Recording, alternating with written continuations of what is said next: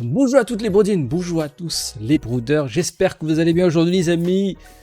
On va se poser la question suivante, faut-il voir ou plutôt revoir Spider-Man 1 de Sam Raimi? On vient juste de le terminer en ciné broudeur, donc on a terminé la saga Alien, on enchaîne sur la saga Spider-Man. Et le premier Spider-Man, ça fait longtemps que je l'ai vu et je l'avais pas revu depuis un moment. Donc j'ai vu des choses que j'avais pas fait attention à l'époque. Est-ce que le film qui est sorti en 2002 a bien vieilli? Parce que mine de rien, 2002 ça fait quand même plus de 19 ans. Sam Raimi, alors pour les personnes qui connaissent pas Sam Raimi, moi en fait Sam Raimi j'ai connu, enfin je connais son nom, c'est donc le réalisateur du film de Spider-Man 1, je connais son nom, mais c'est pas, comment dire, c'est pas un bon souvenir. J'ai retenu son blaze parce que ce Bergamo, on peut l'appeler comme ça, oui, Bergamo talentueux, c'est lui qui a fait les premiers Resident Evil, les premiers Evil Dead, et c'est le premier Evil Dead, enfin c'est le premier film d'horreur qui m'ont traumatisé les amis.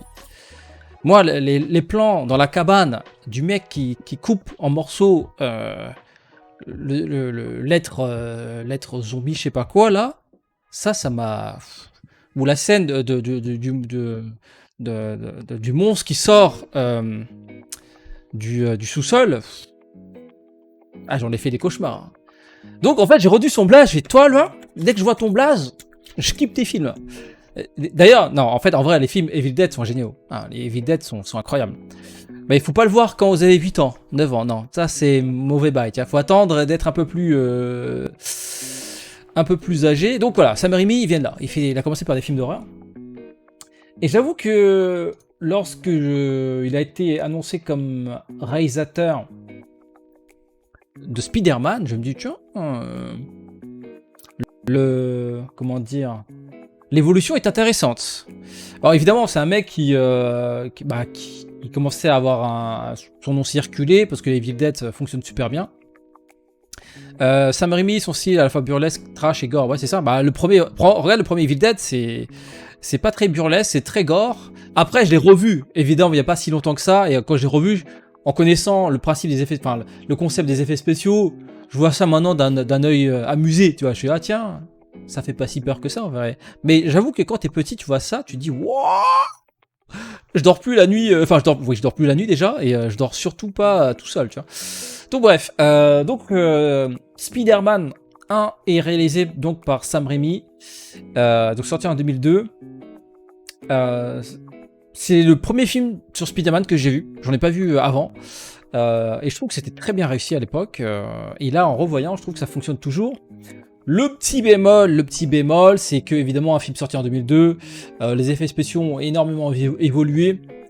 Sur certains plans, on a l'impression de voir des cinématiques de PlayStation 2. Tout ce qui est effets spéciaux en journée, ça se voit un peu. Ça pique un peu les yeux. Donc en même temps, bon, c'est logique, hein, tu regardes n'importe quel film sorti il y a plus de 20 ans, tu vois les effets spéciaux, tu dis ouf, ça pique un peu. Hein. C'est dommage qu'ils n'ont pas refait les effets spéciaux, tu vois. Bon, après, c'est de l'argent en plus. Et en fait, le film est quand même très bien construit. Il y a une vraie, comment dire. Pour moi, en fait, c'est pas un film de super-héros. Il y a une vraie histoire. En fait, ce film-là, tu prends l'essence de ce film, qu'est-ce qui reste en fait? C'est un film sur l'adolescence. Donc, c'est quelqu'un mal dans sa peau qui rencontre de nouveaux obstacles dans la vie. Le lycée, etc. Et trouver sa personnalité, trouver sa place dans ce monde gigantesque, trouver l'amour et surtout comment pécho l'amour. Et donc voilà, c'est un film sur l'adolescence, sur les choix qu'on fait durant l'adolescence, les bons choix qui peuvent nous amener vers le bon chemin ou les mauvais choix qui nous amènent vers le côté obscur. Par exemple, finir sur Twitter derrière une pépé de manga et insulter les gens. Tu vois. On a deux choix dans la vie de toute façon. Voilà. Soit on choisit le bon côté, on devient un super-héros, on fait le bien autour de soi, soit on choisit la voie de la misquinance et voilà. Et Peter Parker, à un moment, il a fait des choix discutables qu'il a payé fort. En fait, c'est ça la morale, c'est quand tu fais de la merde, le karma, il prend son petit scooter, tout ça, il vient son petit Emax, il vient chez toi, il toque un jour, comme ça, il fait Eh oh, bonjour, je suis le karma, t'as fait ça là? Bah tu sais quoi, aujourd'hui il faut payer. Et le prix à payer, c'est lui. C'est Oncle Ben. Scène émouvante, les amis. Ça marche toujours, hein. L'acteur, je sais plus comment il s'appelle, l'acteur qui joue Oncle Ben, il a toujours son petit effet, voilà, son petit effet. Et donc voilà, c'est un film sur l'adolescence, sur la dure vie de l'adolescence, hein. Il y a aussi tout cet aspect de, comment on appelle ça, d'harcèlement, hein. C'est con, mais la période de l'adolescence, elle n'est pas facile, hein. C'est vrai qu'on a tous connu un moment durant notre phase d'adolescent des gens pas forcément gentils qui nous ont fait des croche-pieds dans la vie, hein, qui nous ont poussés dans la boue, qui nous ont volé notre petit goûter, hein, le petit goûter préparé par la daronne, et on te le choure à la cour de récré. Voilà, on a tous connu cette période sombre, et on le retrouve un petit peu aussi ça dans Spider-Man. Donc c'est voilà, c'est un film sur l'adolescence, donc je trouve ça assez intéressant, le parallèle, enfin l'intégration donc du thème de l'adolescence dans un film de super-héros. Franchement, je trouve que c'est quand même bien pensé. Le film fonctionne assez bien quand même en termes de rythme. Le film dure 2 heures, mais voilà, il dure 121 minutes. Mais très vite, voilà, on est rentré dans le sujet, enfin on rentre vite dans le sujet.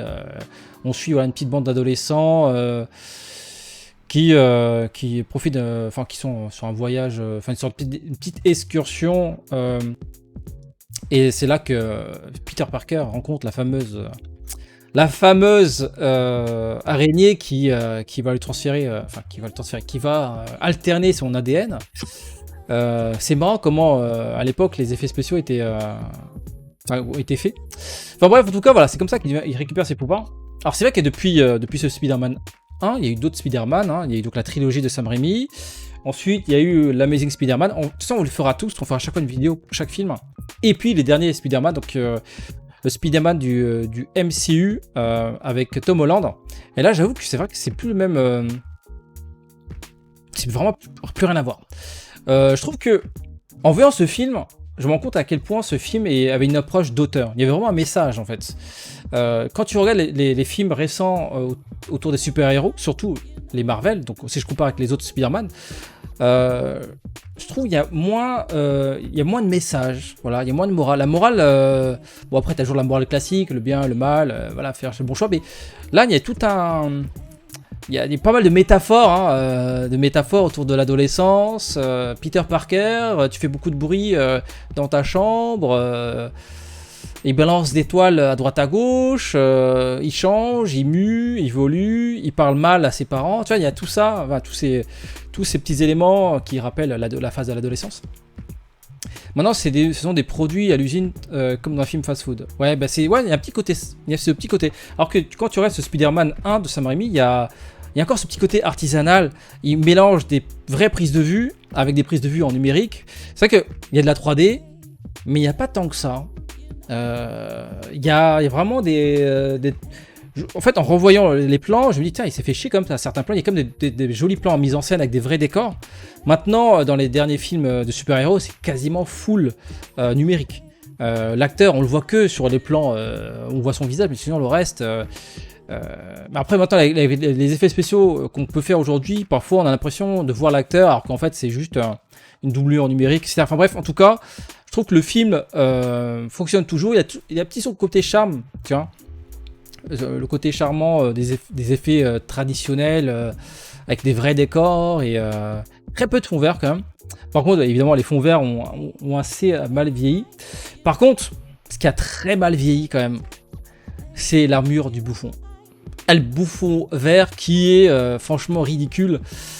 Autant le costume de Spider-Man fonctionne toujours très bien, je trouve qu'il rend bien.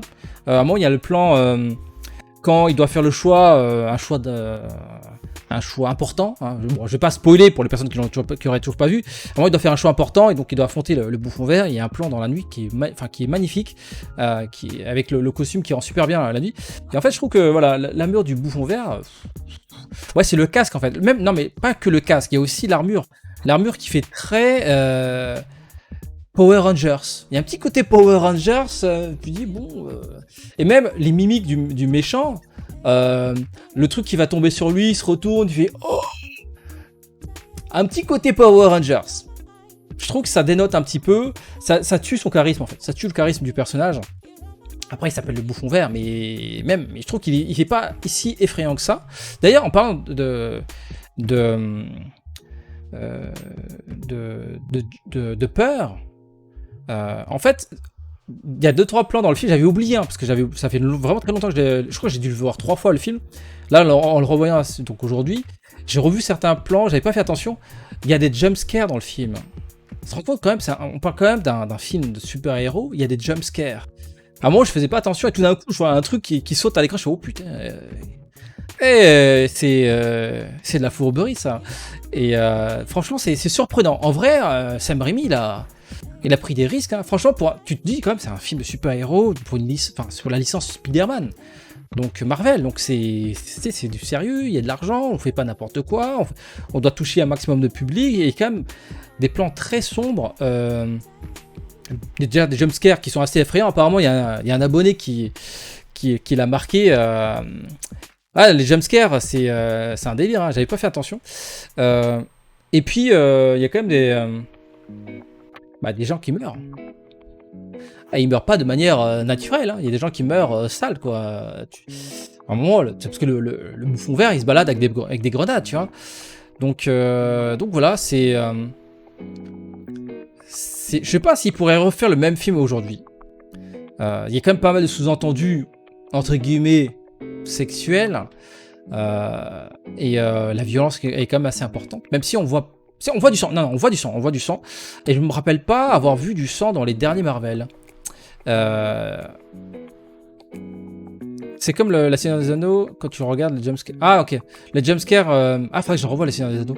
Mais en vrai, voilà. Il y a des jumpscares, donc faites attention. Hein, ça surprend toujours quand ça arrive, comme ça, paf. C'est le petit côté du réalisateur, parce que bon, voilà, il vient des films d'horreur. C'est vrai qu'il y a 2-3 plans. Il y a un petit côté horreur. Par exemple, à un moment, il y a William Dafoe, d'ailleurs, l'acteur qui joue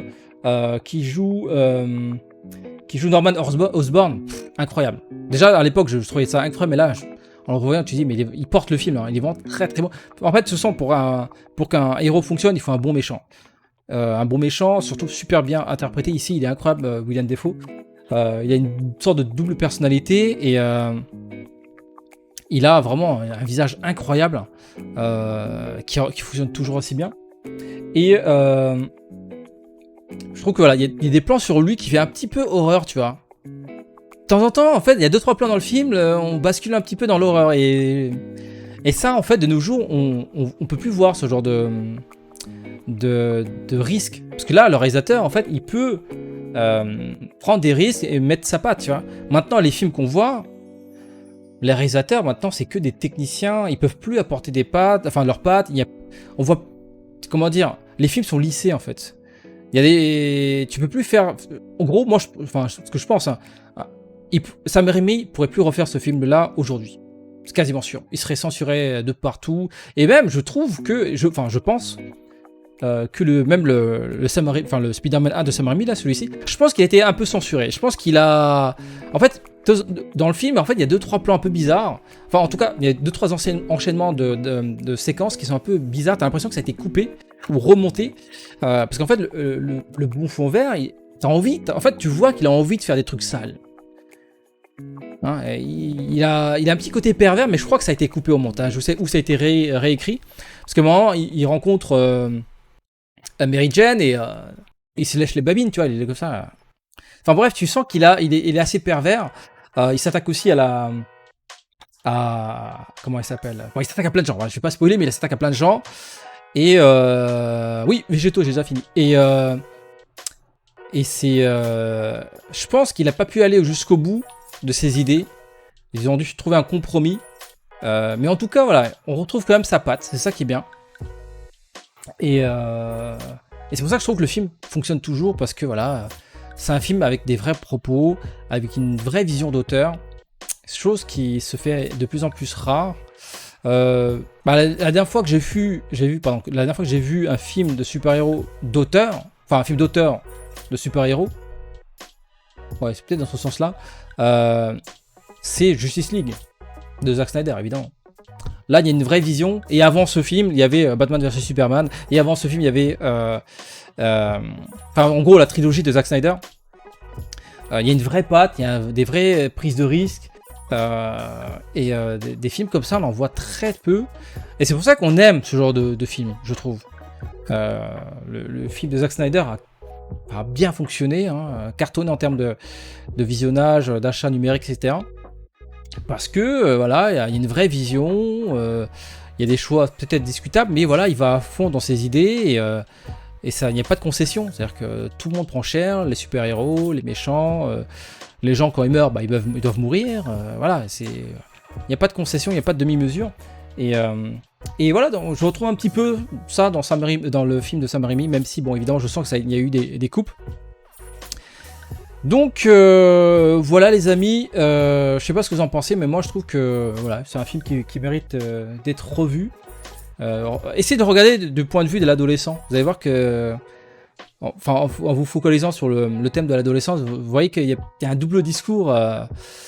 Je trouve qu'il fonctionne toujours. Hein. Donc c'est un film assez intéressant. Donc voilà, un grand pouvoir demande des grandes responsabilités. Et, bah c'est ça aussi. Hein, quand tu deviens entre guillemets un adulte. Bah, tu as aussi des responsabilités, parce qu'en devenant adulte, donc tu es censé te level up, voilà, de monter en âge, en force, etc., en intelligence. Donc, du coup, plus tu vis, plus tu as des responsabilités dans la vie, et donc il faut savoir les prendre. Et même la fin qui est assez triste quand même. Je me souviens qu'à l'époque, déjà, je trouvais ça un peu bizarre de finir sur une fin pas joyeuse, tu vois, pour un film de super-héros. Et je trouve que c'est bien ce qu'il a fait, c'est bien, parce qu'un super-héros, bah, sa vie, c'est pas facile. Et vraiment, je suis assez content d'avoir vu ce film au cinéma déjà, une bonne expérience.